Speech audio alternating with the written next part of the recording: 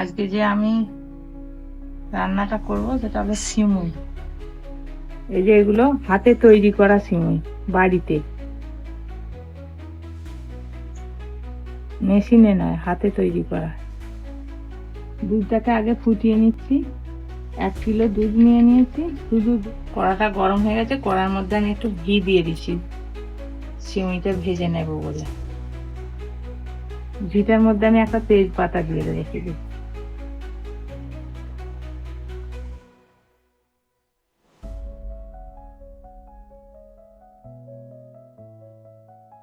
এটাকে লাল করে ভেজে নেব। এই যে লাল লাল মতো হচ্ছে, লাল লাল করে ভেজে নেব, নিয়ে তারপর দুধটা এর উপরে দিয়ে দেবো।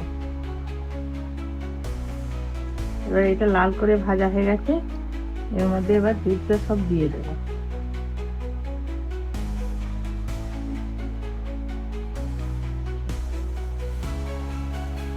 এর মধ্যে আমি একটু নকুল দানা দিয়ে দেবো।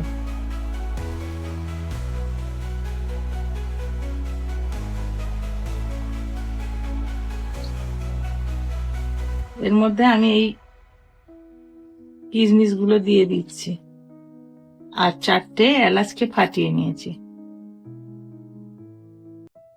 সেদ্ধ হয়ে গেছে, এবার নামিয়ে নিচ্ছি। এটা ঘরের তৈরি বলে সেদ্ধ হতে সময় লাগলো একটু।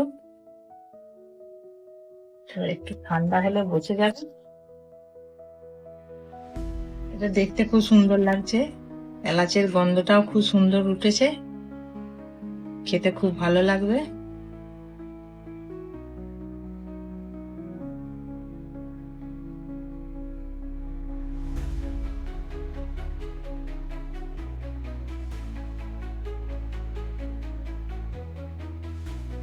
আজকের ভিডিওটা এখানেই শেষ করলাম। ছোট্ট রেসিপিটা কেমন লাগলো জানাবেন। চ্যানেলটি সাবস্ক্রাইব করবেন। নমস্কার বন্ধুরা, ভালো থাকবেন, সুস্থ থাকবেন।